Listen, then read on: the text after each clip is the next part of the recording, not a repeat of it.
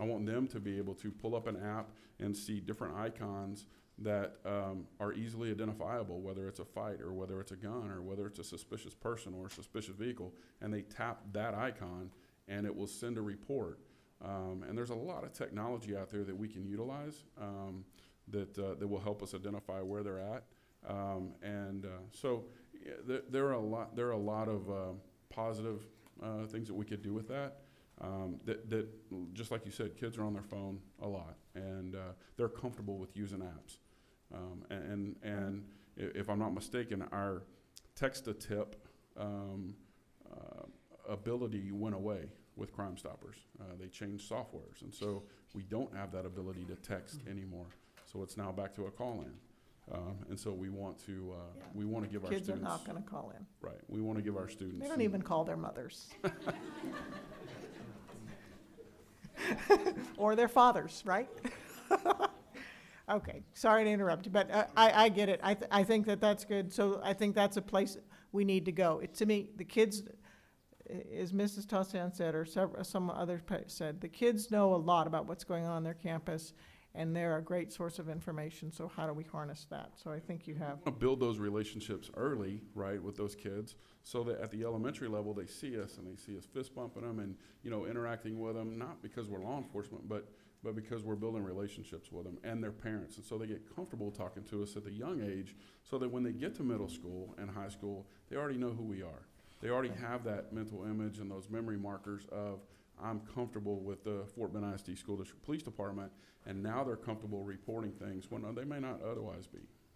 Right, and that's great. I think that's a key piece to the whole process. So, and I think, as my colleagues have said, when we're talking about the school marshal program, my initial take on it was, I guess I equated it more to the air marshal program, where you wouldn't necessarily know.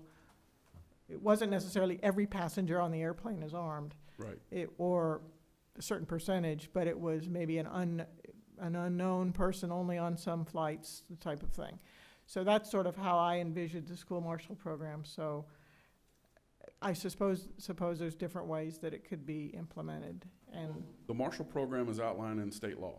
Okay, so there are specific guidelines that we would follow, but that is part of it, that they're anonymous. Now, would somebody be able to figure that out? I'm sure they could, but the intent is that they're anonymous, just like the air marshal program you referenced.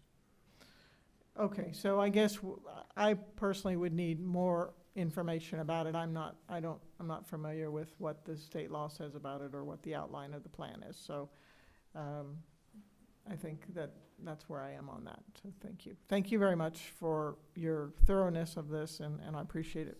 Appreciate your recommendations. Thank you, Mrs. James. Mr. Rosenthal. Just to follow up on a couple things. So the facial recognition software, that actually could be based on cameras mounted outside the building, right? Could be, yes, sir. That's what we had talked about it. So it doesn't necessarily have to be indoors. So, but the everybody brought up the social aspect of this, and I agree. And at our last meeting, unfortunately, there were only like 4 people there. But we had the head of our health curriculum, and I forget her name. Lori Sartain. Okay, thank you. And that was an excellent presentation. And a lot of it was really getting kids to learn how to talk and express themselves, and that's something that we need. And I kind of likened it to like crucial conversations, where kids can have these conversations, and that's how they can help each other and kind of figure out, okay, something's not right. Unfortunately, that kids are not guaranteed face-to-face health classes after 7th grade.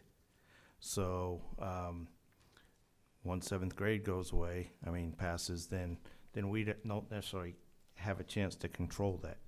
And so I think that to somehow allow those types of things to continue would be important.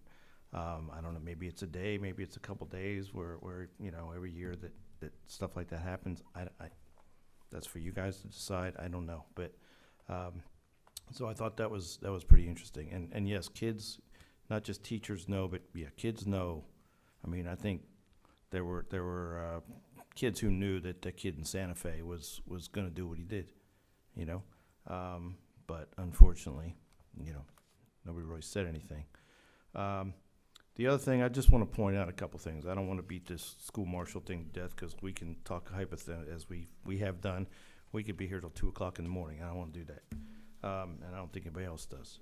So the only thing I just want to clarify a couple things. Okay, the thought that only police officers are trained and can take out an active shooter is something else you need to question, because Mayor Owen and I went up to the FBI range for some training a couple weekends ago, and FBI, I was talking to one of the FBI agents there, and he told me that the average rate of hitting a target was 33%. I said, "You're talking about the average public, right?" He goes, "No, I'm talking about officers."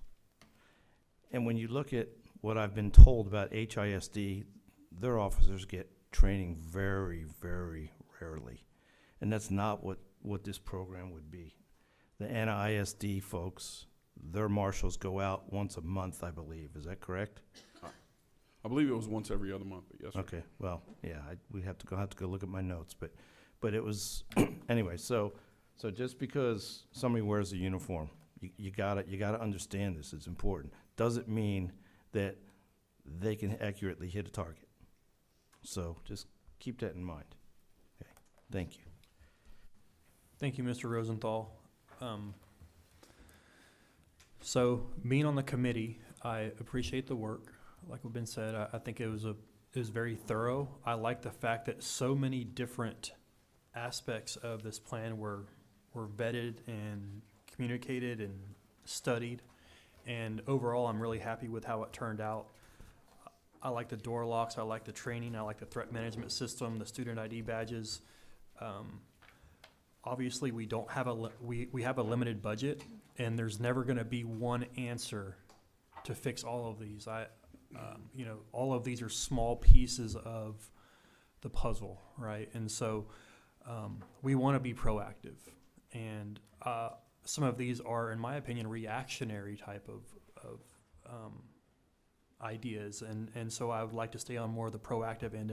We've talked about that, and Mr. Rosenthal mentioned in health class that I was at this last presentation was really encouraging to me that we're actually already doing some of these things that I wasn't even aware of, and I bet there are several board members that aren't aware either.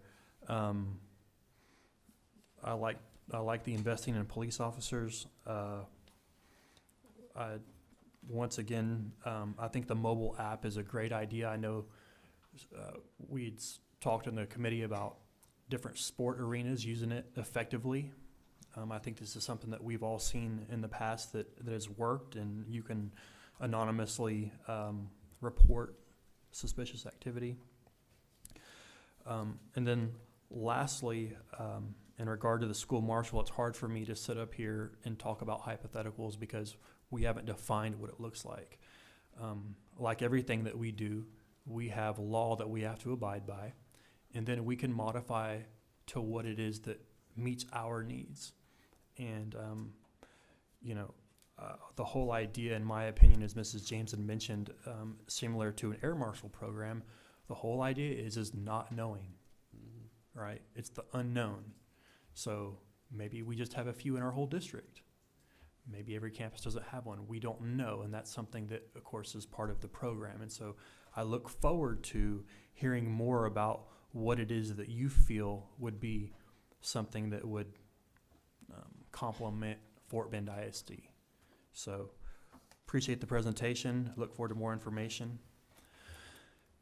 And we will now convene in closed session under the Texas Open Meetings Act, Chapter 551, and those sections listed in the agenda, and for the purpose of private consultation with the board's attorney on any or all subject matters authorized by law. We are now convened in closed session.